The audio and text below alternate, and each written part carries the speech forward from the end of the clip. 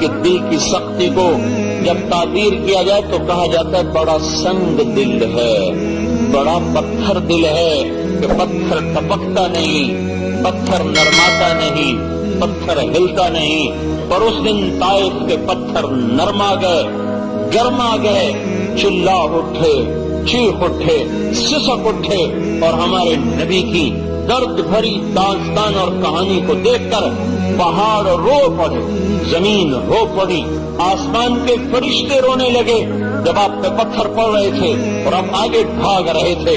حالانکہ نہ انگلی کے اشارے کی ضرورت ہے، نہ زبان سے کہنے کی ضرورت ہے، صرف دل میں آنا تھا یا اللہ انہیں پکڑ لے، یا اللہ انہیں پکڑ لے، تو پتھر پہاڑ پھٹ جاتے، زمین پگھل جاتی، بجلیاں کونڈ جاتی، برف ٹوٹ پڑتی، فرشتے ان کے برف سے اڑا دیتے۔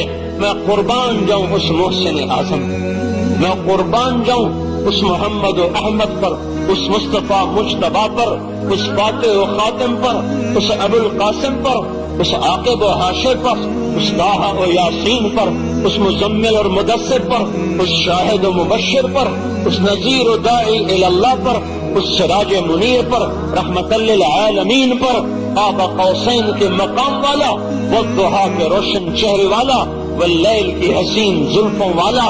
اور اس کے مقام میں گندی زبان والا کہاں سے بیان کروں، جو اتنے بلند مقام رکھتا تھا، وہ پتھر کھاتا جا رہا ہے اور سہتا جا رہا ہے۔ آہ نہ کر لبوں کو سی، عشق ہے دل لگی نہیں، سینے پہ تیر کھائے جا، آگے قدم بڑھائے جا، یعنی زبان حال سے کہہ دے کہ ہاں ستاتے جا۔ پتھر کھاتے گئے، تاریخ نیا انداز اپناتی چلی گئی، اور ورق رنگین ہوتے چلے گئے، بے ہوش ہو کر گرے، پر آہ نہ نکلی اور بددعا کا لفظ نہ نکلا۔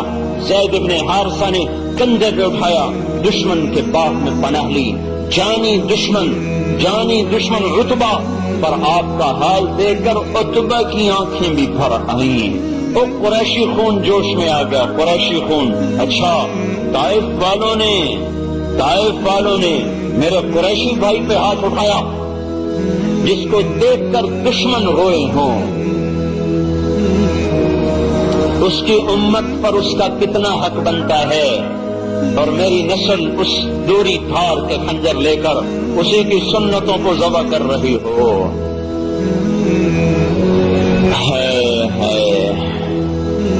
ارے اس پہ غمگین ہونا تھا، ارے اس پر رونا تھا۔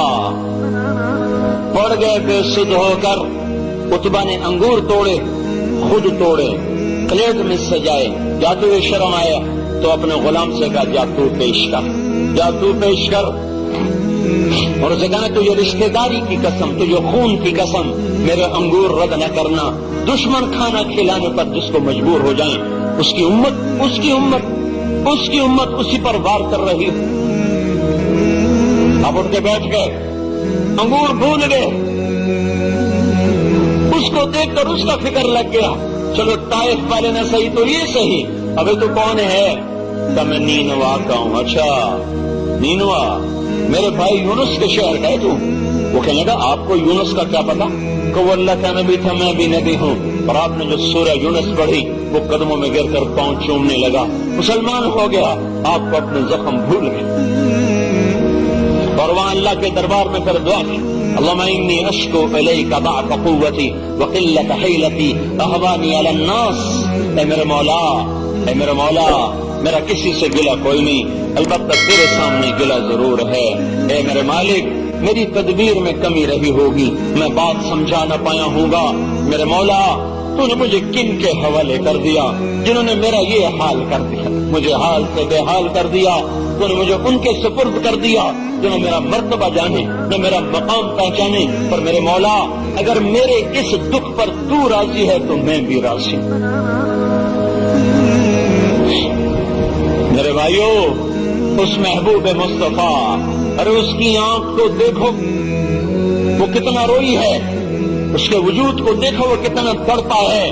مدینے کی فضاؤں میں 10 برس کا رونا محفوظ ہے، طائف کی وادیوں میں پتھر کھانا محفوظ ہے، مکے کی گلیوں میں پھرنا اور اوجھڑیوں کا گرنا اور گردن میں چادر لپیٹ کر اس کو بل دینا مروڑنا اور ٹکے ٹکے کے آدمی سے گالیاں سننا مکے کی وادیوں میں محفوظ ہے.